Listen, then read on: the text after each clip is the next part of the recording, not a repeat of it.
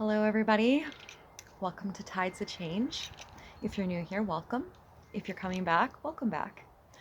I would like to, first of all, sorry for my hair, I just had a detox bath, you guys. First of all, I want to say thank you to all of my followers and my subscribers. Without you guys, my page, my channel would not exist without you. So I want to say a special shout out to all of you guys. Thank you very much for your love and your support. To continue showing your love and support, please smash that like button down below. And if you like my videos, please subscribe to my channel for future videos so that you can stay up to date. I'm going to be taking a new leaf and a new approach with my YouTube channel. So a lot of you guys are aware, and those of you who aren't, I'm going to inform you. I am a content writer. I have a website. It's called tidesofchange.net. And over there, with the content that I do write, a lot of the content on there has to do with self-development, self-enlightenment, self-illumination. I write things about boundaries in there. I write things in there about the Maslow's hierarchy of needs. I talk about awakenings. I talk about the different types of soul contracts we carry with others, with the kind of karmic debt that we carry, as well as past life alchemy. I talk about the elements. I talk about astrology. I talk about all sorts of stuff over there on that site. So one thing that I do want to discuss today in regards to one of the things that I did write over on my website has to do with loss and grieving. And I figured that right now, seeing as the energies are so chaotic, we just went into a new moon in Libra, bringing in some balance. So when we're bringing in balance, things get a little bit mucky, right? Things feel a little bit distorted and confusing, but they also start to feel a little bit calmer. You start to see the light at the end of the tunnel. But with that, we are still in Mercury retrograde. We are coming up to the end of Pluto retrograde, which has been taking place for nearly a year now, and this is going to kickstart our new cycles. So with that, I wanted to touch base with one of the content articles that I wrote. Now, what I'm going to start doing in the near future is when I'm writing my content, I am going to follow it up with a video over here on YouTube to talk about what it is that I have written about so that you guys can get a better understanding as to what it is that I am writing about so that we can break it down into layman's terms and elaborate on everything. So today, I would like to discuss loss and grieving. So what I'm going to do is I'm going to read to you the article that I wrote, and I'm going to leave that link down in the description box so you can go and check out that article as well as the other content on my page over at tidesofchange.net. Now, what I'm going to be doing is when I am reading through this article and stuff, after I'm finished, I'm going to give you guys some coping tools that you can use for your forward movement in regards to grieving and loss. All right. Now, keep in mind with this article, when I talk about grieving and loss, grief and loss are very broad topic. They're a very broad theme. So I want to break it down in layman's terms so that you guys can understand the different types of grieving that we go through and the different types of losses we can go through with people, places, and things in our environments. All right. So we're just going to get right into it, and I'm going to read this content that I did write, and then after I'm going to talk with you about building some practical solutions and resolutions for your situation. Now, if this does not resonate, do keep in mind that, like I said, in the future, I am going to be going over a lot of the content that I have written in the past, as well as future content that I will be writing, and I will be, like I said, elaborating with video. So I hope that this jives with you guys, and I hope that I can help somebody out there today. All right, so let's just get into it right now.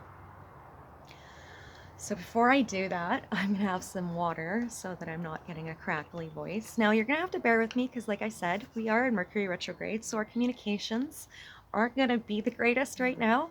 So I might fumble on some of my own readings. So please just bear with me here, all right?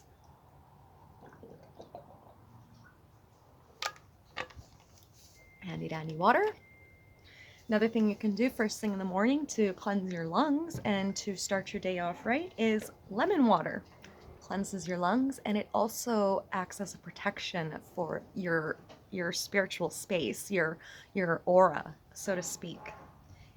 And it sets some intentions in other areas as as you allow it to. So let's just get right into it with loss and grieving loved ones through transformation. And that's what the title is. All right, it can be a fairly intense experience to endure when you are navigating through the heaviness of losing someone close to you. Grief comes in many forms, and so does loss. You may not have necessarily lost someone in death. However, with the loss taking many forms, you may experience loss through addiction. You may potentially feel a sense of loss when it comes to a choice your child makes, or even when a close friend of yours decides to succumb to entanglement with someone of abusive nature. All it takes is a choice of allowing something unhealthy into our personal experiences for us to fall down and allow unhealthy things we have allowed in to consume our energy, depleting us. Give me 1 second here. Sorry about that. I had to attend to my kids, so you have to bear with me. I am a mom. I am a stay-at-home mom, so he comes first. So if I've got to stop, I got to stop. All right, so there is nothing worse than being interrupted when you're in the middle of a read. Am I right? Okay, so where was I? All right. All it takes is the choice of allowing something unhealthy into our personal experience for us to fall down and allow unhealthy things we have allowed in to consume our energy. This depletes us of any good feelings. As this happens, we spiral into what I like to prefer as the dark night of the soul. Now, with the dark night of the soul, we need to keep in mind that we are in the middle of Mercury retrograde. Mercury retrograde is all about our shadows, which in essence dabbles into the dark night, which we all carry. None of us are exempt from it. Every one of us carries duality energies, and the dark night of the soul is something that we all carry inside of us as part of our shadow. So I just wanted to highlight that, which basically means to navigate through our own personal shadow work, just like I said. To get a better understanding of shadow work, I recommend giving a few of my other articles a read regarding shadow work and the transformation. So I do have about 4 different articles on there. I actually have an article dedicated to shadow work that I have not put up yet, that I did write a long while ago, that I do want to kind of alter a little bit before I post it. So when that does become available, I will let you guys know. However, if you did decide to subscribe to the page, it is free. I mean, you're not making any kind of promises or anything like that. All you're doing is literally popping your email into the subscription there so that you can stay up to date with my articles. So then you'll get new content in your email every time I post something and it's posted. You'll get that content in your email. So if you feel like subscribing to my page, feel free to. You can go to the website and you'll see it right there. It says subscribe today, and all you have to do is type in your email address and you're good to go. There's no sign up fee, no nothing. All right, so it can be the most daunting experience one may face in these moments of grief and loss. So, how is it possible for someone to move past such heaviness and find the will to smile even during these moments of grief and loss? Now, I wanted to touch base about the grief and loss aspect of what it is that I wrote. So, as I have stated, grief and loss can come in many forms. It can come in addiction.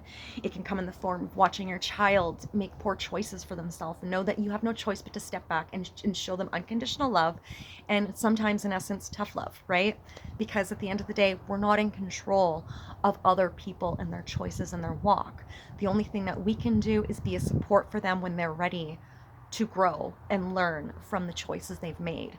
So when it comes to our children, sometimes it can be a very daunting experience. Our child may make a choice. Say they decide they want to quit their job and they want to go and, do something with a friend across country, but yet they still have a lot of life skills they need to learn before they can actually cross that threshold. In order to do that traveling, they need to mature a little bit more, but they're taking that leap of faith, right? And the only thing that you can do as a parent is support them. support them and pray that they're going to be safe and hope to God they come home in one piece, right? Like that's all we got, right? But in that moment, we feel that sense of loss. We grieve because they're in the middle of a transformation. They're shedding. They're going through a milestone in their life. And it's not something that we as a parent can do anything to change or correct or control, right? Not that it's our place to control, because they have lessons of growth that they need to go through for themselves. We all carry contracts. Our children aren't exempt, right? Now, the same applies for those of us that lose loved ones to addiction, whether it be alcoholism, drugs, negative mindsets that cause them to spiral into the pits of dark night of the soul where they can't get out of it, where they choose the heavier aspect instead of the lighter aspect, right? And with that, all we can do is basically sit and watch and try and plant the seeds of encouragement because we see the potential in them. But that is where we also need to step back, because even when we see the potential, when we see the good in the bad, we are also opening up the floodgates for ourselves to be taken advantage of. So we have to step back, because if we don't step back, we could be meddling into that person's situation, but we could also be opening up the doors to self-sabotage for ourselves. The thing is some of us vibrate out of each other's lives for a reason. We end up on different wavelengths. Some of us develop addictions. Some of us get depressed. Things go on in their lives and they go through a spiral they can't get out of. And all we can do is be a support to them, love them unconditionally. And if at all, when we are loving them unconditionally, they are taking advantage of our hearts, that's when we need to do it from afar, right? There's a lot of grief. There's a lot of loss involved with that. Even if it is a temporary separation, there is still grief and loss to that. So I just wanted to go over a few different forms of grief and loss. Now there is also the grief and loss of losing a loved one to death, right? And we all understand that is inevitable. We are all fated to go in that direction at some point on our path. And that's where it is important for us to surrender and accept the journey for what it is. And when it is time for somebody to go, whether they were taken too soon or they lived their life, we have to accept it. And the only thing that we can do is hold on to the memories of the good times that we carried with those people, because those are the parts that where the gratitude is. Those are the parts that build who we are, and build what that relationship, with that connection was with that person. It's those memories, that love that you carry with you inside of you. Just because they're not here in the physical does not mean they're not in your heart, right? Does not mean they don't reside in those memories in that mind of yours either. So hold on to those good things, okay? Release the bad, release the negative. And I'm going to get into that with my coping mechanisms and the tools that you can use moving forward, all right? So I just wanted to go over and touch base a little bit based upon that. So I'm going to move forward and keep reading. All right, so for starters, it is important to understand that above all things, other people's journeys are meant for them to experience, just like I said. If we allow another person's journey to intrude into our personal energetic bubble, we are inevitably succumbing to the approval of potential sabotage regarding our own journey. How is it possible to bring in sabotaging energies by allowing ourselves to be affected by another's path, though? So I did explain that a little bit here. Believe it or not, there are those of us who carry a tad more empathy than the average Joe, solely based upon the traumas some of us have had the courtesy of enduring, aiding in understandings with the dualities of one's path. So some of us have lived a little bit more of a hard knock life, right? And I mean, those of us that have lived a little bit more of a hard knock life, we've seen the good and the bad, right? Some of us carry an energy related to that Stockholm syndrome form of abuse based upon those trauma bonds that we went through as a child and through our upbringing. And with that, it has developed that duality understanding of characteristics, the different paradigms that one carries within themselves, the good, the bad, the ugly, right? And we see the good in the bad and the ugly. And that can be sometimes dangerous for people like us that have experienced a little bit more of a hard knock life. So keep that in mind. People take advantage and take advantage of our vulnerabilities, knowing that we've navigated through things that are a little bit more daunting than they can understand, right? Not everybody's walk is going to be something that, that a person can face and embrace without feeling uncomfortable, right? And some of us were forced to live that and understand how to be uncomfortable, and understanding that being uncomfortable means you're learning, right? So anyways, I'm going to keep going here. Due to the sincere nature many people with the high empathetic qualities carry, it makes it easy for those same individuals to become too vulnerable to others. Yes, there is such thing as becoming too vulnerable to other people. While vulnerability may seem sexy, it also has the potential to become toxic.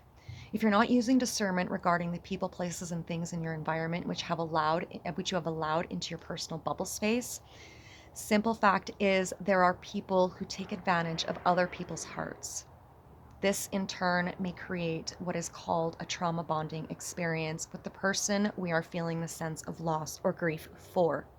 And that is when it is time for us to step back and show unconditional love from afar, and navigate into that temporary separation. Now, with that temporary separation, sometimes it brings permanent separation, because some people go down a path and they like it where they are and they don't want to come out. And that's fine. It just means that you guys aren't on the same wavelength and you guys have grown apart. Some relationships, some connections have expiration dates on them, and we need to accept and surrender to that and move on. Be grateful for the experience and take the tools that you have learned for your forward movement so that you can grow.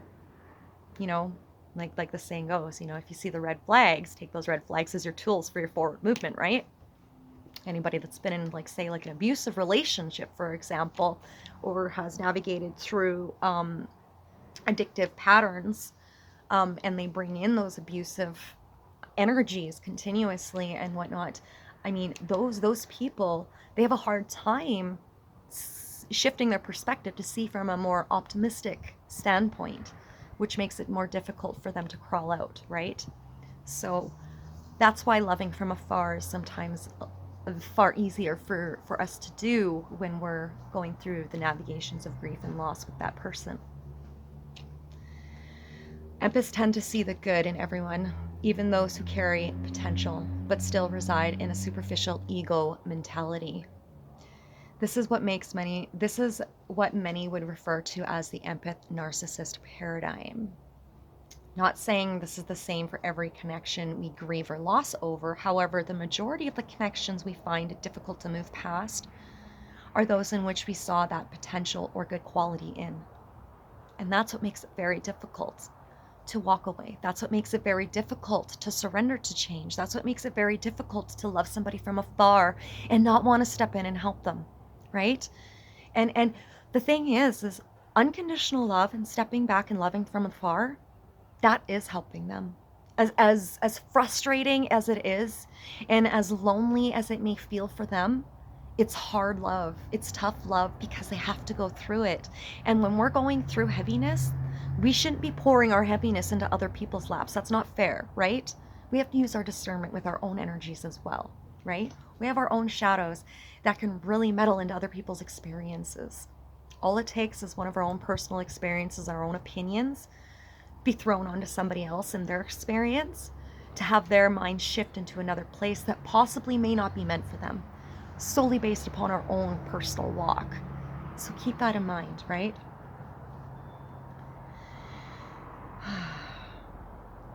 It is never easy to hold back from those you care about, but it is necessary when their choices begin to affect your personal life. And it's true. We don't need it to affect our personal life, right? Due to the nature of holding such high regard towards those who undervalue or underappreciated one's empathetic nature, it becomes a challenge to place healthy boundaries with these types of individuals.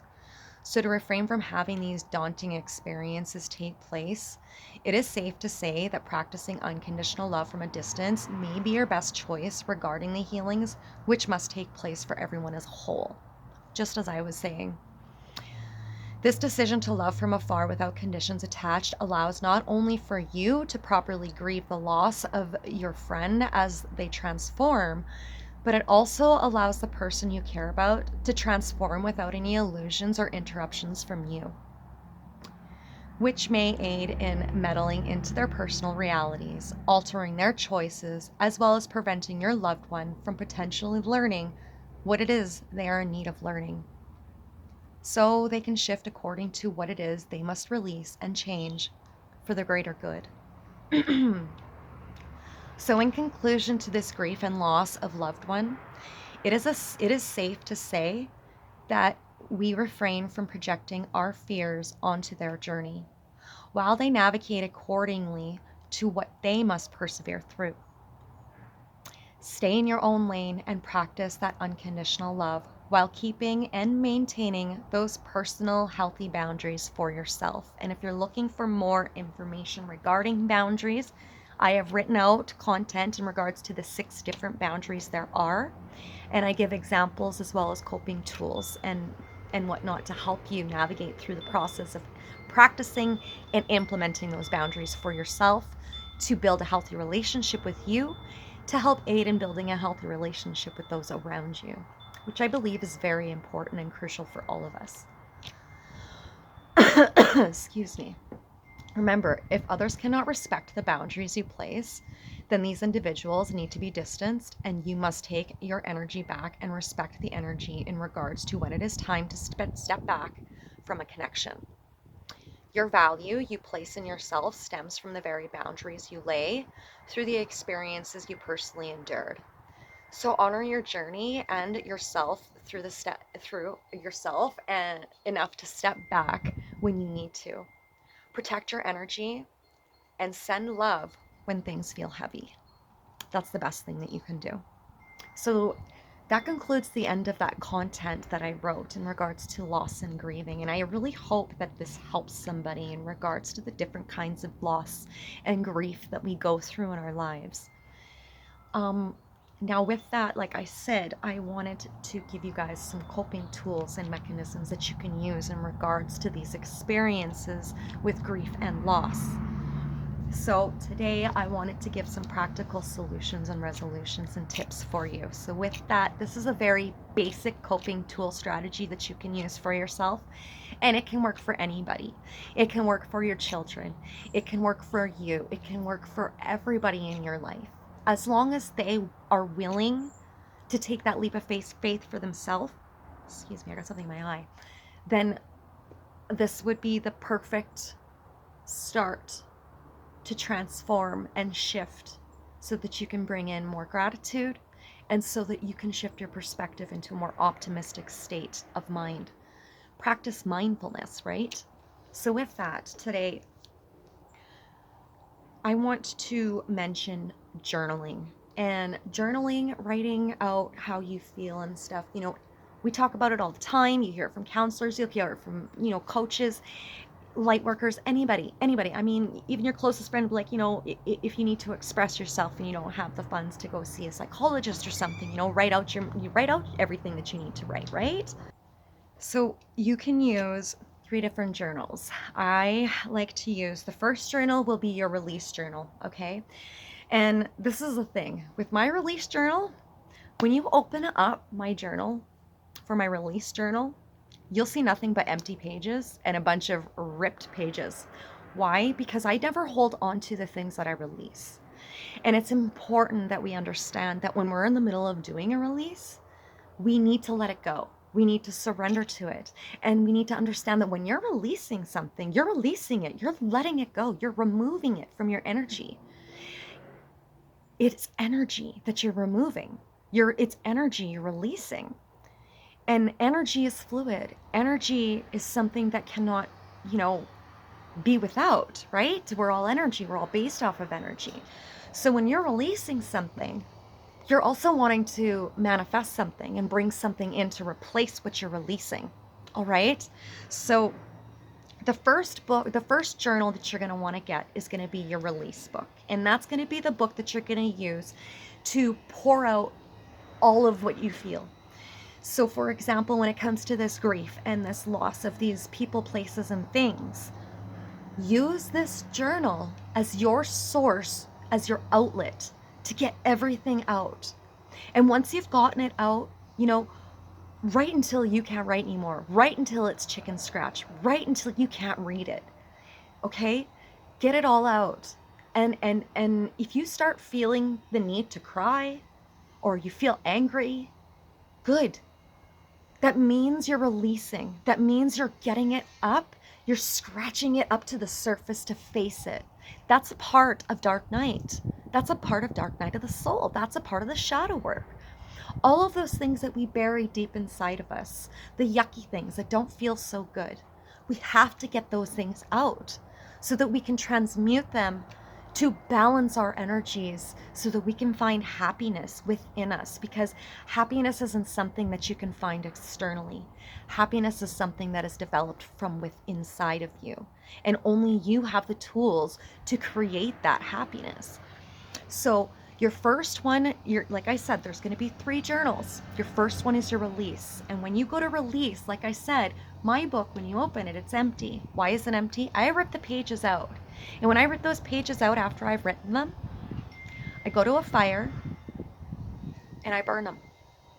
And when I am burning, when I am releasing, I am setting an intention that I am no longer willing to hold on to this. I am willing myself to release myself from these blocks that I have placed for myself so that I can open up the doors of opportunities for myself moving forward. You see what I did there? Everything that you're releasing are potentially blocks. They're our own blocks. They're the things that get in our own way, that we allow to get in our own way, that are ours. And it's up to us to release that, right? But only we have the power to do that ourselves. I could never rely or depend on somebody else to do that work for me. When you hear people saying you need to do the inner work, that's a part of the process. In fact, those are the first tools you're going to use to create a new foundation, to build the blueprint of your journey moving forward. So make sure that when you're releasing, you're being authentic to you. The only person that needs to see this is you. You can do this behind closed doors. The whole point of this is being able to learn how to express who you are to yourself so that you understand who you are. This breaks the barriers of identity. Say you're going through a struggle with your identity. This will break those barriers because you are learning who you are by the things that pain you so that you can release those things that pain you. And then when you're going through that process, that takes you into step 2, which is your second journal. And that's where I talked about your manifesting journal. You can't release something without replacing it with something new. And when you want to release something that feels heavy, hard, guilty, yucky, misunderstood, uncomfortable, when you want to release those things, you want to release them and bring in things that are going to make you feel good, better, uplift you, that are going to grow you, the things that are meant for your greater good, for your growth, your development, the lessons, the blessings, the learning, all of it. And that's what you want to bring in for yourself. So, an example that we can use based upon the loss and grief that I did here. Say you have a friend, you have a good friend of yours, and you watch that person spiral through addictions. And you watch as they get more tangled up with the people, places, and things tied to those addictions, whether they be alcoholism, drugs, poor mindset, whatever. And you know that you're not on the same wavelength as them. You're going to want to write out how you feel about it. You're going to write out how much it hurts that you had to release yourself from that energy, knowing that if you stuck around, that you probably would have spiraled down the same road. You probably would have made the same poor choices because, let's face it, some of us have addictive personalities. So we try to stay away from people, places, and things that are tied into addictions because we know, because we've already gone through the shadow work from that. So we already know what type of potential we're capable of in regards to those shadows. So we've transmuted it already. And when we watch people that we care about tango with that darkness, all we can do is love them from afar, because we ourselves went through that shadow and we understand it's not an easy road to escape. So we just show them the love, right? And then that brings me into that manifesting of what you want to bring in. If I'm going to lose these people, places, and things to this addiction, I don't want to feel alone, but right now, I need my space. And when I am ready, I would really love to bring in new energy, people that are on my wavelength, people that have gone through the things that I have gone through, that understand the things that I understand, and that can help me build moving forward. You know, you can do that. Manifest that. Bring that in. You know, you want to be a humanitarian and help other people. Maybe you want to be an addictions counselor. You know, you see people struggling in your environment that you care about because of addictions. So to transmute that, you want to go be an addictions counselor so that you can maybe help them. And if you can't help them, at least you've got the tools and strategies and coping mechanisms where you could possibly help other people, right? Which brings me into my third journal, the most important one of all. And that is your niche journal. The things that make you you, all of the things that you've experienced up until this point, that's self-illumination. All of those things through the releases and the manifestations and the things that you realize that you can bring in for yourself, the power that you realize that you have when it comes to letting go. It all resides within you. That third journal is your aha moment. It's your self-illumination. It's your self-education. It's a part of who you are and what makes your alchemy and what it is. It's your DNA. It's within you, and it's not something that can be taken from you. So, you have your self-expression, navigating through identity, finding practical solutions towards said things in regards to release. I've gone over bringing in something to replace what is released, and gone over manifestings, the reason for the loss and how to transmute it, you know, and what you got from that friendship.